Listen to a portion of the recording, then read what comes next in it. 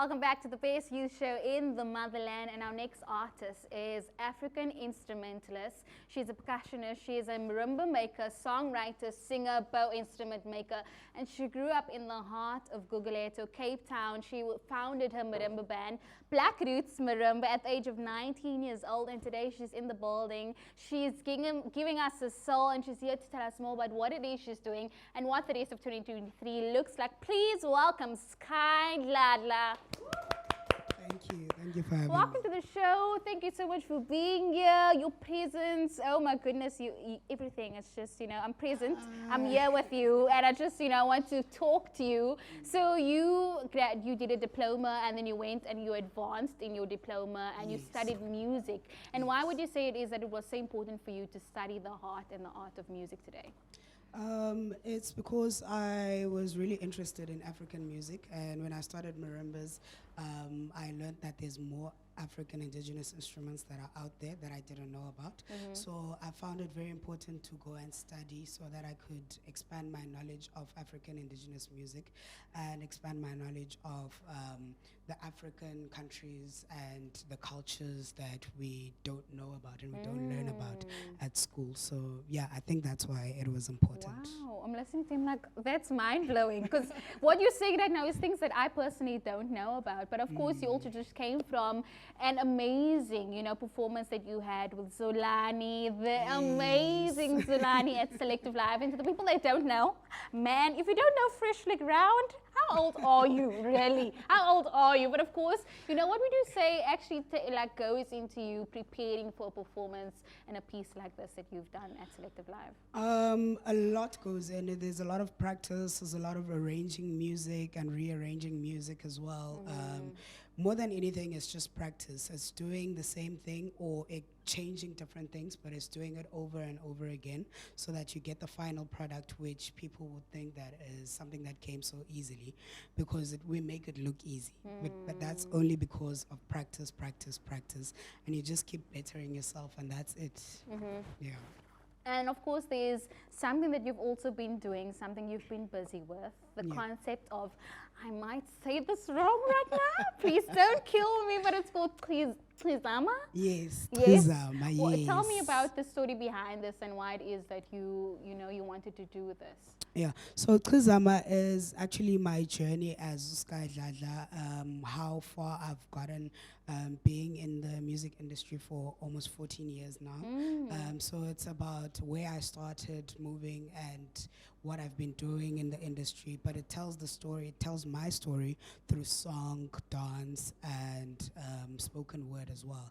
So I did a performance, a show at the Commons where I was presenting this journey of mine, which is under Tlizama, and Tlizama is my clan name. So that's why it goes to the roots. It's your heritage. It's my lineage, and I'm gonna make this amazing. I'm gonna make this powerful. And it's so amazing that you're saying, you're taking it all the way back to where you come from. Your clan name, something that you don't forget. And to the person that's sitting at home right now and they're wanting to tap into something similar that you are doing, what advice would you give to them in terms of, holding on to that, being true to their are, and not let go of, the powerful bit inside of them, who they are, their heritage, their lineage? My advice would be to just start small, or to just even start. More than anything, there's quite, in different places, especially around Cape Town, there's quite a bit of places that have after school arts projects and things that are happening. So it's just a matter of starting, and sometimes it's as simple as buying an instrument and learning it, and then you take it from there. So it's also empowering yourself with knowledge about these things, about these instruments, about our cultures, and also getting to know yourself.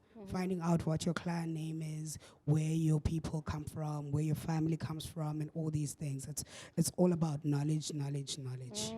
Yeah.